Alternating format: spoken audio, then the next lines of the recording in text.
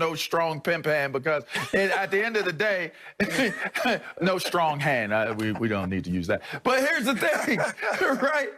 When Tom Brady went to Tampa Bay, a very established, very well-respected Chris Godwin said, well, gotta give it up. Got to give it to the GOAT.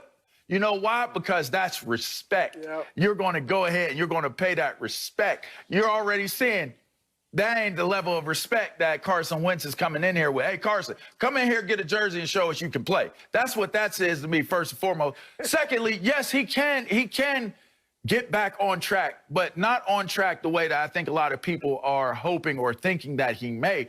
I think putting him in a position where it's game managing, making sure that you take the pressure off of him to have to be more than what people think he is going to be the reason why he has that type of success.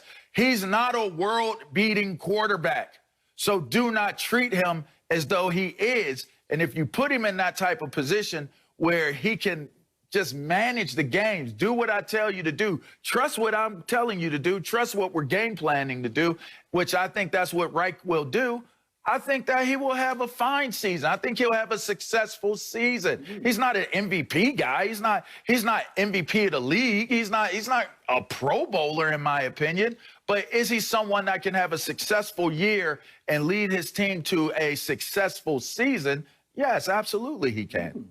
Okay. Yeah, I couldn't agree with you more, LeVar, on Michael Pittman Jr. I mean, and now they had a conversation, and it seemed like it was cordial and fun, and it was all love. But just the fact that he wouldn't give him the jersey, and he's only worn number 11 1 year. He was number 6 in college, right? It's not like, oh, you know, my dad wore 11 when he played in high school, or that's a special date to me. Like, that was not the greatest of starts. Right, you're right about that. But I'm with you that I definitely think Carson Wentz can turn it around in Indianapolis. I expect him to. I'm not saying get back to MVP level, which he was at in 2017, but I do think he can be a legitimate franchise starting quarterback and over the next several years maybe make some Pro Bowls. I know it's tough in the AFC. They got all those quarterbacks, but I think he can get to a pretty high level. Here's why. Number one, Frank Reich, you mentioned him. We all know now he was the offensive coordinator in Philadelphia when Wentz had that MVP caliber season in 2017. And what people are saying is that when Reich left to coach Indianapolis, Wentz didn't really trust anybody else in the building. He didn't really listen to anybody else on the coaching staff. And so now I think he's got a certain trust of Reich that's going to be reestablished. Secondly, those guys stayed in touch reportedly over the last few years. They share a Christian faith, so they seem to have a good relationship. So I think that will be critical as well. And one thing Reich did was he helped Carson Wentz with his mechanics. From his rookie year to that second year when he played like an MVP, Reich changed his mechanics. And if you watch Wentz last year, a lot of those mechanical errors and flaws that were early in his career resurfaced again last season. So I think that's another thing Reich is going to help him with. You got the running game with Jonathan Taylor, the young guy. Yes, you got the receivers, even if they don't bring back T.Y. Hilton. Paris Campbell, if he's healthy, that'll be a big help. They got a top 10 defense. I mean, this is a team that was playoffs with Phillip Rivers. If Wentz can just be a little better than Rivers, they should be a playoff team. Remember, Rivers only got sacked 19 times last year.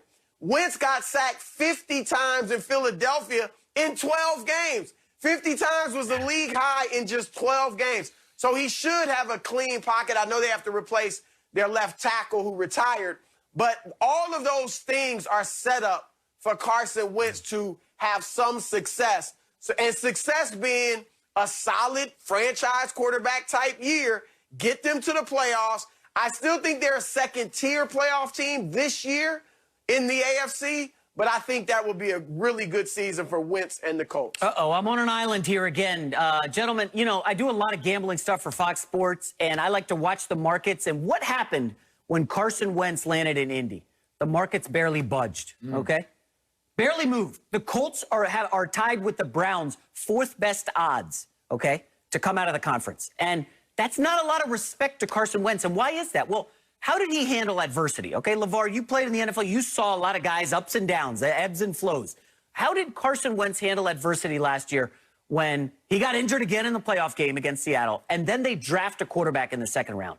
Carson Wentz essentially pouted the entire season. There were reports that he didn't talk to his coach, his head coach, for 8 to 10 weeks. They just weren't speaking. I can't fathom that. You know, maybe you get in an argument with your wife or your sibling and you don't talk to him for a day or two. How does Carson Wentz not talk to his coach for 8 weeks? Like, this is a guy who moped and his head was down and he pouted. And, there are reports, some really good reports out of the Philadelphia Inquirer, that Carson Wentz just didn't like the play that was being called, so he just said, I'm not doing that. Like, is this the kind of guy you want in Indy? I know maybe he reunites with Frank Reich and they bring back the magic of 2017. Like, Chris, we don't often talk about people and say, hey, man, that guy can be as good as he was 3 years ago. Let's do it. Let's make it happen. Like, again, you said it. The left tackle has to be replaced. T.Y. Hilton, we don't know what the status is. That division is going to get a lot tougher with Urban Meyer and Trevor Lawrence coming to town. And the Colts stumbled a lot in division last year, 1-5 against the spread in the division, facing a bad Texans team, okay, a pretty bad Jacksonville team that won one game. Like, they just weren't very good in the division. I liked Phillip Rivers last year. Believe it or not, Carson Wentz is a downgrade from old man Phillip Rivers. I like everything I saw out of Rivers last year. He carved up a pretty easy non-conference schedule. Wentz will not have the same coming for him this year. I mean, listen, I'm out, LeVar, on Carson Wentz. I'm sorry. You know, like, listen, everybody loves a redemption story, and maybe Wentz gets it right and doesn't get hurt in Indy, but I'm not buying it. I'm sorry. It's the balance. And the AFC is tough. It's top-heavy tough. So when you look at what Carson Wentz is stepping into, he struggled. You talked about them 50 sacks he took, 50-plus sacks. He struggled in what was perceivably, no, not perceivably, it was the worst division in the league. None of them could win, and you're still struggling. You're going into a situation where you're not going to play against teams where you have the opportunity to be poor and still have a chance to win.